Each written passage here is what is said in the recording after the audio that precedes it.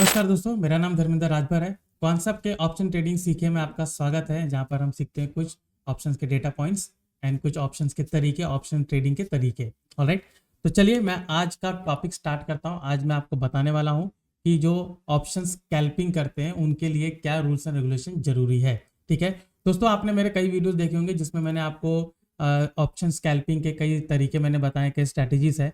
मैंने इसमें indicators use किए, मैंने इसमें डेटा पॉइंट्स यूज़ किए और मैंने आपको बताया कि किस तरीके से उसमें ट्रेड लिया जा सकता है।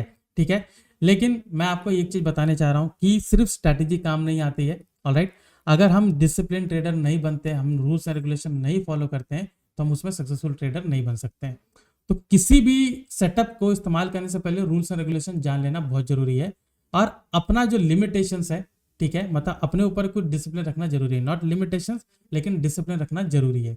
कुछ हमें रूल्स बनाने पड़ते हैं और जिसको थॉरोली हमें फॉलो करने पड़ते हैं। कई बार हम वो रूल ब्रेक करते हैं और वहां पर हमें बहुत ज्यादा लॉसेस होते हैं। ठीक है, फिर कई दिनों तक हमारा माइंडसेट उसमें बिगड़ा होता है और हम अच्छा ट्रेड नहीं बना पाते हैं। ठीक है, तो आज मैं आपको यही चीज सिखाने वाला हूँ कि ये जो रूल्स रेगुलेशन में बता रहा हूँ, खास करके ऑप्शन स्कैल्पिंग में, ऑप्शन स्कैल्पिंग जो रूल मैं आपको बताने वाला हूँ, इसको अगर इन्वॉल्व करेंगे तो ऑप्शन स्कैल्पिंग काफी अच्छी आपकी हो सकती है। ठीक है, तो चलिए मैं अपना स्क्रीन शेयर करता हूँ। पहले मैं आपको थोड़ा सा बताऊंगा कि ऑप्शन स्कैल्पिंग होती क्या है, फिर मैं आपको बताऊंगा कि उसके जो रूल्स हैं उसको कैसे फॉलो किया जा सकता है। तो let me share my screen. मैं अपना स्क्रीन शेयर करता हूँ एंड यहाँ पे आपको बताया जाएगा कि किस तरीके से जो ऑप्शन स्कैल्पिंग है उसमें काम किया जाता है। ठीक है, तो मेरा screen, let me share my screen, just a minute. Alright, ठीक है, तो यहाँ पे मैं बात कर रहा हूँ स्कैल्पिंग की। तो दोस्तों जो स्कैल्पिंग करते हैं, ठीक है, ऑलरेडी जो स्कैल्पिंग करते हैं या फिर जो स्कैल्पिंग करना चाहते हैं, तो उनको मैं बता देता हूँ। ठीक है, कि स्कैल्पिंग का मतलब ये होता है कि जो छोटे छोटे मूव्स होते हैं, स्मॉल मूव्स, ठीक है, हम उसको कैप्चर करने की कोशिश करते हैं। ऑलराइट, अभी जो स्मॉल मूव्स है, ठीक है, खास करके हम जो मैं निफ्टी की बात कर लेता हूँ पहले, ठीक है, बाद में हम स्टॉक की बात करेंगे। अगर मैं निफ्टी में बात कर रहा हूँ, ठीक है, ज़्यादातर हम निफ्टी में क्यों करते हैं, इसका भी ये रूल में जो हमारा रूल्स है उसमें फर्स्ट पॉइंट ही है। मैं निफ्टी की क्यों बात कर रहा हूँ वहाँ पर आपको क्लियर हो जाएगा। तो यहाँ पर निफ्टी में अगर मैं पॉइंट की मैं बात कर रहा हूँ, तो जैसे मैं फ्यूचर या फिर मैं स्पॉट प्राइस जो है इंडेक्स, अगर मैं उसको यूज़ कर रहा हूँ, तो हम क्या करते हैं, हम इसमें 10 टू 15 पॉइंट्स, 10 टू 20 पॉइंट्स का मूवमेंट हम देखते हैं। और इसमें जो एटीएम का जो स्ट्राइक होता है वो ऑप्शन में आप देखोगे 5 टू 10 पॉइंट्स इसमें मुझे मिल जाता है। राइट, और जो स्कैल्पर्स जो होते हैं उनको यही पॉइंट चाहिए होता है, 5 टू 10 पॉइंट्स।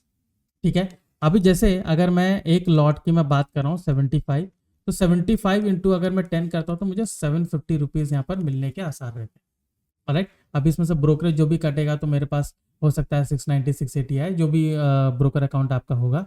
ठीक है, तो यहाँ पर 750 मुझे इसमें आ सकता है। अभी अगर आप ये सोचिए कि इसी में मैंने यहाँ पर कुछ 5 लॉट किए, तो मैं इसको 5 पे भी जा सकता हूँ।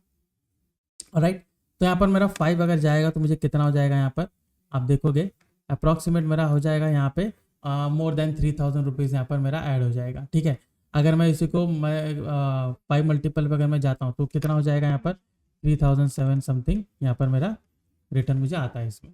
राइट, अभी जो 375 जो है 3750 की जो मैं बात कर रहा हूँ, ठीक है, ये तो जब मैं लॉट साइज को इंक्रीज करता हूँ तब की बात हो रही है। ठीक है, तो यहाँ पर क्या होता है कि ये जो इस तरीके के ट्रेड हैं, ऐसे मल्टीपल ट्रेड्स लेते हैं लोग, 2-3 ट्रेड लेते हैं या सिर्फ 4-5 ट्रेड भी लेते हैं। ठीक है, अब ये डिपेंड करता है कि हर कोई इतना लॉट साइज नहीं लगाता है, कई लोग बहुत छोटे लॉट से लेते हैं। अभी 75 का लॉट हो गया तो डेफिनेटली यहाँ पर थोड़ा रिस्क लेने से डरेंगे, तो हो सकता है कि यहाँ पर 2 से 4 लॉट में ही निपट ले लो। ठीक है, हो सकता है 2 लॉट में काम करें, 2 लॉट में भी अगर काम करते हो तो देखो 150 का लॉट है, इंटू अगर 10 आप करते हो तो इसमें भी आपको 1500 का मुनाफा हो सकता है। कंटिन्यू करेंगे 10-15 डेज तो आप देख सकते हो कि कितना अच्छा रिटर्न है। ऑलराइट, तो ये तो था स्कैल्पिंग का एक स्कैल्पिंग का मीनिंग जो मैं आपको बताना चाह रहा हूँ। ठीक है, तो कई लोग ये ट्रेड को फॉलो करते हैं, लेकिन इसके बावजूद आप देखोगे कि कई जो ट्रेडर्स हैं उनका कंप्लेन आता है कि यहाँ पर हम स्कैल्पिंग भी करते हैं लेकिन मैं अभी भी प्रॉफिटेबल नहीं हूँ। ठीक है, अभी प्रॉफिटेबल नहीं हूँ तो उसमें मैं कहूँगा कि उनका अलग अलग डेफिनेशन होता है। कई क्या सोचते हैं कि मैं रोज का 10,000 नहीं बना रहा हूँ, कोई बोलते हैं कि मैं रोज का 2,000 नहीं बना रहा हूँ, और कोई सोचते हैं कि मैं मंथ के आखिरी में भी मुझे ज़्यादा मुनाफा नहीं हो रहा है, मेरा जो कैपिटल है उसका मुझे कुछ खास रिटर्न नहीं मिल रहा। ठीक है, मतलब कई लोगों का अलग अलग डेफिनेशन होता है। कई लोग बोलते हैं कि हम लॉस में ही हैं। ठीक है, अब ये क्यों रहता है, इसके पीछे रीजन है, राइट, इसके पीछे रीजन है। अब ये तो मैं कहूँगा कि ये पूरी तरीके से ग्रिड का काम होता है ये, ठीक है, ग्रिड, और इसके लिए आप खुद जिम्मेदार होते हैं, ये तो आपको खुद से बदलना पड़ता है। ये ग्रिड जब तक खुद से कम नहीं करेंगे तो आप 10,000 नहीं, अगर आप 10 लाख भी बनाएंगे तो भी वो आपके लिए इनफ नहीं रहेगा, राइट। तो पहली बात, जो ग्रीडी होते हैं उनके लिए तो मैं कहूँगा कि स्कैल्पिंग और भी डेंजर होता है, बिकॉज ग्रीडी में क्या होता है कि क्वांटिटी बहुत ह्यूज, मतलब बहुत ह्यूज क्वांटिटी लेते हैं वो लोग, और सोचते हैं कि यहाँ पर 5-10 पॉइंट से नहीं होगा, या आगे भी जा सकता है, ठीक है। तो यहाँ पर खास करके उनको नुकसान होता है, क्योंकि अगर एक दो ट्रेड भी अगर उनका उल्टा हो जाता है तो वहाँ पर वो बैठते हैं, वो सोचते हैं कि मैंने यहाँ पर कुछ 1000 क्वांटिटी 10,000 क्वांटिटी लगा रखी है, क्योंकि कई लोग ऐसा करते हैं। मान लीजिए 3,000 क्वांटिटी लगाया उन्होंने, और मैं 10 पॉइंट की बात कर रहा हूँ तो मेरा 30,000 का प्रॉफिट हो सकता है, लेकिन यहाँ पर 20 पॉइंट यहाँ पर नीचे चला गया, 60,000 का उनको लॉस हो रहा है। अब वो सोचते हैं कि 60,000 का लॉस मैं बुक नहीं करूंगा, ये ऊपर जाएगा तो मैं एग्जिट करूंगा, ठीक है। तो रूल्स एंड रेगुलेशन फॉलो करना चाहिए, ग्रीडी हमें नहीं बनना चाहिए। जहां पर ग्रीड आ गया आपका लॉस 100% होता है, ठीक है। तो चलिए रूल्स की ओर बढ़ते हैं कि मैं किन रूल्स की मैं बात कर रहा हूँ, ऑलराइट। तो यहाँ पर सबसे पहला रूल्स है कि अगर आप जब भी ट्रेड कर रहे हैं, सबसे पहला तो लिक्विडिटी मुझे चेक करना बहुत जरूरी है। मैंने वहां पर निफ्टी को इसलिए मैंने चुना था क्योंकि निफ्टी में लिक्विडिटी काफ़ी अच्छी होती है, लेकिन कई लोग स्टॉक में भी करना चाहते हैं कि हमें स्टॉक में भी स्कैल्पिंग बहुत अच्छी होती है, लॉट साइज काफ़ी अच्छा होता है, तो मुझे स्टॉक में करना है, तो आप स्टॉक में कर सकते हो। लेकिन अगर आप लिक्विडिटी उसको नहीं नहीं चुन रहे हो तो वहाँ पर दिक्कत है, ठीक है। लिक्विडिटी चुनना बहुत जरूरी है। तो आप क्या करिए, अगर आप कॉन्सेप्ट एप्लीकेशन यहाँ पर आप यूज़ कर रहे हैं तो देखिए, आप टूल्स में आप जाएंगे, यहाँ पर आप देखोगे लिक्विडिटी यहाँ पर आएगा, तो लिक्विडिटी फाइंडर। तो लिक्विडिटी फाइंडर में अगर आप जाते हो तो यहाँ पर आपको स्टार के मुताबिक, ठीक है, जो रेटिंग्स है उसके मुताबिक आप इसमें चुनते हो। तो मैं कहूँगा अगर आप स्कैल्पिंग कर रहे हैं तो मैं 5 स्टार के नीचे बिल्कुल नहीं चुनूंगा। यहाँ पर देखो कहीं कहीं जगह पुट का रेटिंग 4 है, सॉरी पुट का रेटिंग 5 है, कॉल का रेटिंग 4 है, तो उनको भी नहीं लेना है। आप सीधे जो 5 है उन्हीं को पिकअप करिए जिसमें दोनों रेटिंग आपका 5 आ रहा है। तो इसमें अगर आप ट्रेड लेते हैं तो आपको अच्छा खासा रिटर्न मिल सकता है, क्योंकि इसमें लिक्विडिटी है। लिक्विडिटी का मतलब ये होता है कि अगर आपने पोजीशन लिया तो आपको एग्जिट करने का भी मौका मिल जाता है, आपको प्राइस डिस्कवरी भी अच्छी होती है। जिसमें लिक्विडिटी नहीं अच्छी होती है उसमें प्राइस डिस्कवरी बहुत डिफिकल्ट होता है, लोगों को पता ही नहीं चलता कि प्राइस कब आया कब गया, तो उसमें ट्रेड ही नहीं बन पाता। और अगर लिमिट ऑर्डर ऑलरेडी उन्होंने लगा के रखा, कई बार उसमें एग्जीक्यूट भी नहीं होता है बिकॉज ऑफ इलिक्विड स्टॉक। तो लिक्विडिटी आप यहाँ से चेक कर सकते हो। अभी देख सकते हो यहाँ पर जैसे कैनरा बैंक, और ये यहाँ पर मुझे दिख रहा है कैनरा बैंक का, बजाज का भी इसका 4 है, ठीक है। तो यहाँ पर मुझे एक दो जगह 4 दिख रहा है, यहाँ पर डीएलएफ का भी 4 दिख रहा है। तो जिसमें आपको कहीं पर कॉल या पुट दोनों में से कोई एक 4 दिख रहा है तो उसको थोड़ा अवॉइड कर सकते हैं। बट मैं कहूँगा कि वो भी लिक्विड स्टॉक है, ऐसा बिल्कुल नहीं कि उसमें लिक्विडिटी नहीं है। 5 star 4 star is a good rating, लेकिन आप दोनों 5 स्टार अगर कंसिडर करते हो तो दैट विल बी बेटर, ठीक है। अभी ये तो हो गई एक बात। अब दूसरी बात हम बताते हैं कि अगर आप निफ्टी के अलावा किसी और स्टॉक में जाते हो तो आपको वोलेटिलिटी चेक करना बहुत जरूरी है। वोलेटिलिटी चेक करना बहुत जरूरी है। जो भी आप बास्केट ऑफ स्टॉक बना रहे हैं, ठीक है, जो भी बास्केट आप बना रहे हैं उन स्टॉक का वोलेटिलिटी आप चेक करिए, ठीक है, कि जो पर्टिकुलर स्टॉक है वो कितना वोलेटाइल है। ये आपको एवरेज ट्रू रेंज से भी मिल जाता है, ठीक है। जो एटीआर हम इंडिकेटर लगाते हैं उसमें आपको दिखाता है कि ऑन एन एवरेज ये डेली बेस पे कितना पॉइंट मूव करता है। तो उसमें अगर अच्छा पॉइंट है तो मतलब उसमें वोलेटिलिटी काफी अच्छी है। तो आप जो भी स्टॉक लिक्विडिटी के फाइंडर के हिसाब से आप इसमें देख रहे हो, आप एक बार वोलेटिलिटी आप उसमें चेक कर लीजिए, क्योंकि वोलेटिलिटी अगर उसके साथ मैच कर रही है तो आपको काफी अच्छा रिटर्न उसमें दे सकता है। तो अगर जैसे मैं यहाँ पर हमने लिक्विडिटी फाइंडर में जाके हमने यहाँ पर अदानी एंटरप्राइज, अदानी पोर्ट्स से सब देखा। तो अगर मैं जाता हूँ एनालाइज पे और यहाँ पर जाके हम देखते हैं चार्ट्स ऑर्डर एंड ट्रेड, ठीक है, एंड इसमें हम लगाते हैं एटीआर, ठीक है। तो यहाँ पर इंडिकेटर्स में आप जाइए और यहाँ पे एटीआर आप लगा सकते हैं, ठीक है। तो बताइए कि रेंज बताता है, मैं ये नहीं कहूँगा कि कुछ ज़्यादा वोलेटिलिटी है, बट यहाँ पर मैं कहूँगा रेंज। अगर देखिए इसमें रेंज अगर आपको अच्छा मिलता है, अभी यहाँ पर देख सकते हो ये रेंज आपको काफ़ी अच्छा मिल रहा है कि यहाँ पर 2-3, अभी कैनरा बैंक है, सॉरी सिप्ला है, अभी यहाँ पर 3 मिनट का है, सॉरी इसको डे के हिसाब से हम देखते हैं, 1 आवर के हिसाब से देखते हैं तब मुझे दिखेगा। ये तो हर एक कैंडल पे दिख रहा है मुझे। तो यहाँ पर आप देख सकते हो 10-15 पॉइंट का यहाँ पर एक आवर के उसमें मूव होता है। अगर डे का अगर मैं देखूँ तो डेली बेस का 30-34 यहाँ पर मिलता है। मतलब मैं कहूँगा कि 1% के आसपास का इसका मूव रहता है, तो ठीक है, 1% का भी इसमें हम कंसिडर कर सकते हैं, बट नॉट दैट ग्रेट। तो अगर हम इसमें अदानी एंटरप्राइज में जाते हैं तो उसमें हम देख सकते हैं कि मूव कितना होता है। इसमें देखें 90, अभी 2000 का स्क्रिप है और 99, 80 ऐसा ऐसा पॉइंट मूव कर रहा है, तो ये आपके लिए ज़्यादा बढ़िया है। अभी वो 1400 का स्क्रिप्ट था लेकिन मूव दिखा रहा था 13-14 रुपये, तो थोड़ा सा दिक्कत है। अब ये 2000 का स्क्रिप्ट है, ठीक है, तो यहाँ पर मुझे 100 पॉइंट का मूव यहाँ पर दिख रहा है, तो दैट विल बी बेटर, ठीक है। तो आप क्या करिए कि अगर किसी भी पर्टिकुलर स्टॉक को पिकअप कर रहे हैं तो एक बार एटीआर में भी देख लीजिए कि डेली उसका रेंज कितना हो जाता है, ठीक है, ताकि आपको वोलेटिलिटी थोड़ी अच्छी मिले। और एडीएक्स तो आप यूज ही कर सकते हो जिसमें हम 25 और उसका लेवल लेते हैं, तो 25 के ऊपर जाता है वोलेटिलिटी बढ़ जाती है। बट स्टिल आपको ऐसे स्टॉक को पिकअप करना है जिनमें वोलेटिलिटी काफ़ी अच्छी हो, ठीक है।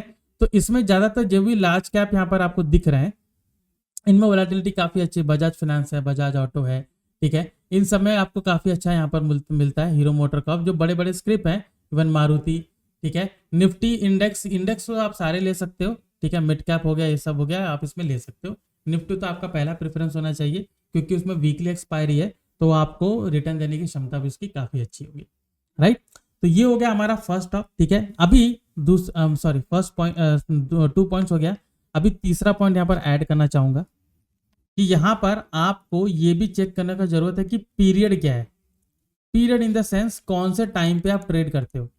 देखिए बहुत से जो ट्रेडर्स होते हैं वो मॉर्निंग फर्स्ट हाफ में करते हैं, फर्स्ट हाफ, ठीक है। कई लोग जो 11 से 12 के बीच में करते हैं जब मार्केट साइडवेज होता है, क्योंकि कई जो मैं कहूँगा कि जो ट्रेडर्स हैं, जो स्कैल्पर्स हैं, वो 11 से 12 के बीच में कई ट्रेड करते हैं, तो ये उनके लिए बहुत फेवरेबल जगह होती है क्योंकि मोमेंटम बहुत कम होता है और उनको छोटा छोटा पॉइंट ही लेना होता है, तो वहां पर उनको मिल जाता है। और कई लोग सेकेंड हाफ में लेते हैं। तो आप इस पर्टिकुलर स्टॉक को, जो भी स्टॉक आप पिकअप कर रहे हो, ठीक है, on the basis of liquidity, on the basis of volatility, उसका पीरियड चेक कीजिए कि कौन से पर्टिकुलर टाइम पर उसमें वोलेटिलिटी आपको अच्छी मिलती है, कौन से पर्टिकुलर टाइम पर मूवमेंट मुझे अच्छा खासा मिल जाता है, ठीक है। आप मैं बड़े मूव की बात नहीं कर रहा हूँ, मैं छोटे छोटे मूव की बात कर रहा हूँ। तो जाहिर सी बात है फर्स्ट हाफ में देख सकते हो आप, सेकेंड हाफ में देख सकते हो, मॉर्निंग या फिर आप 11 से 1 बजे, सॉरी यहाँ पर मैंने 12 लिखा है, 11 से 1 बजे के बीच में, ठीक है। अगर आपने ये टाइम ऑलरेडी निर्धारित कर लिया है कि इस टाइम पे मुझे ये ट्रेड अच्छा खासा मिलता है, टिक टू दैट टाइम, वो टाइम से ही जुड़े रहिए, अदरवाइज आप वहां से डिविएट होंगे तो आपने ऑलरेडी एक जो स्टैब्लिश किया है, एक आपने, मैं कहूँगा एक तरीका, एक स्ट्रैटेजी स्टैब्लिश किया, उससे आप डिविएट हो जाएंगे, तो वहाँ पर हमें नुकसान देखने को मिलता है, फिर हमारा जो माइंडसेट है वो भी बिगड़ जाता है। तो ये पीरियड बहुत जरूरी है कि कौन से टाइम पे आपको ट्रेड लेना, कौन सा टाइम पे आपको ट्रेड मिलता है। अभी इसको बैक टेस्टिंग कर सकते हो, फॉरवर्ड टेस्टिंग करिए, 2-3 महीना बैठ के देखिए आप देख सकते हो कि अगर मुझे ये मॉर्निंग 10 बजे के आसपास अच्छा मूव देता है, 11 बजे के आसपास देता है, 12 बजे के आसपास, जो भी आपको टाइम लगता है वो टाइम पे अगर वो मूव दे रहा है तो वो टाइम को जरूर पिकअप करिए, उसके अलावा आपको कहीं जाने की जरूरत नहीं है। तो ये हमारा हो गया तीसरा पॉइंट, ऑलराइट। अभी इसमें एक चीज हमें देखने की जरूरत है, ठीक है, यहाँ पर चौथा पॉइंट होता है प्रॉफिट, मतलब कि आपको प्रॉफिट बुकिंग जरूरी होती है, ठीक है। मतलब आप कभी भी ट्रेड ले रहे हैं तो मेक श्योर कि आप उसमें प्रॉफिट बुक करें। रीजन ये होता है कि हम ये सोचते हैं कि नहीं यहाँ पर ऊपर ऊपर जा रहा है, अभी मान लीजिए कि वहां से 5 से 10 पॉइंट का मूव दिया, तुरंत आप उसको बुक करिए, राइट। प्रॉफिट बुकिंग जरूरी है। अभी इसमें स्कैल्पर जो होते हैं आप देखोगे 2-3 ट्रेड अगर वो ले लिए, ठीक है, आपको 1 ट्रेड मिला, 2 ट्रेड मिला, 3 ट्रेड, दैट्स इट, आपको ज्यादा ट्रेड करने की जरूरत नहीं। वो दिन भर में आपको 10-20 ट्रेड भी दे सकता है, अगर आप 1 मिनट का टाइम फ्रेम में जाओगे तो आपको उतना ट्रेड भी मिल सकता है। लेकिन क्या मुझे सारे ट्रेड लेने चाहिए, ऐसा बिल्कुल नहीं है, वो ट्रेडिंग में हो जाता है। तो आप क्या करिए कि आप यहाँ पर जो भी आपको ट्रेड मिल रहा है 2 से 3, ठीक है, या फिर मैं कहूँगा मैक्स टू मैक्स 4, ठीक है, मेक श्योर कि आप उसमें प्रॉफिट बुक करें, ठीक है। अगर एक में कहीं लॉस भी होता है, जितना पॉइंट का आप ले रहे हो उतना पॉइंट का लॉस भी बुक करके अगर निकल रहे हो, मान लीजिए कि आपका जो पीएनएल है वो प्रॉफिट ही है यहाँ पर, ठीक है, भले आपने 3-4 ट्रेड लिया है उसमें आपका ओवरऑल प्रॉफिट ही है, तो वो प्रॉफिट बुक करके एग्जिट कर जाइए, आपको वहां पर बैठ के देखने की जरूरत बिल्कुल भी नहीं है, ठीक है। ये बहुत इंपॉर्टेंट होता है क्योंकि कई लोग क्या करते हैं, वो सोचते हैं कि मॉर्निंग में बहुत बड़ा बड़ा मूवमेंट आता है तो मैं इसको होल्ड करता हूँ, मैंने क्वांटिटी बहुत अच्छी लगा के रखी है, तो हो सकता है कि यहाँ से थोड़ा तगड़ा मूव देगा तो मुझे इसमें अच्छा खासा प्रॉफिट हो सकता है, और यहीं पर वो लॉसेस करना शुरू करते हैं, ठीक है। तो यहाँ पर प्रॉफिट बुक करना जरूरी है। आपको 5 पॉइंट मिला, 10 पॉइंट मिला, वहां उसको जरूर बुक कीजिए। जो एक निर्धारित टारगेट आपने लिया है उसको टारगेट को जरूर अप्रोच करिए। ठीक है, 5वां पॉइंट मैं बोलता हूं यहाँ पर। ठीक है, अभी यहाँ पर आपको 5वां पॉइंट देखने का जरूरत है कि अगर वो कोई भी पर्टिकुलर जो ट्रेड आप ले रहे हो अगर वो स्ट्रैटेजी में नहीं आ रहा है, ठीक है, स्ट्रैटेजी में नहीं आ रहा है, या फिर मैं कहूँगा कि आपका मूड उसमें नहीं बन रहा है, ठीक है, तो इसको मत लीजिए। ठीक है, अगर स्ट्रैटेजी में नहीं है, मूड नहीं बन रहा है तो मत लीजिए। ठीक है, कभी कभी हम डिस्टर्ब भी रहते हैं, राइट, कि कुछ बातें हैं उसमें हम डिस्टर्ब रहते हैं, तो इससे क्या होगा, अगर आप स्ट्रैटेजी ले यहाँ पर ट्रेड करना जाओगे और आपका ये स्ट्रैटेजी ना बैठ रही ना मूड बैठ रहा है, तो आप यहाँ पर इंपल्सिव डिसीजन लेना शुरू करोगे। और इंपल्सिव डिसीजन बहुत डेंजर होता है, बहुत ही डेंजर होता है। इंपल्सिव डिसीजन का मतलब ये होता है कि ट्रेड पे ट्रेड लिए जाते हैं, वो सोचते हैं कि यहाँ ब्रेकआउट हो रहा है, यहीं पर ट्रेड ले लिया जाए, यहाँ नीचे जा रहा है, ये पूरा ब्रेक डाउन करके नीचे जा रहा है, इसमें जरूर देगा, लंबी कैंडल मारा है, हम इसमें ट्रेड ले लेते हैं। इंपल्सिव डिसीजन बनाना शुरू करते हैं, और इंपल्सिव डिसीजन बनाना आपका लॉस से शुरू होता है।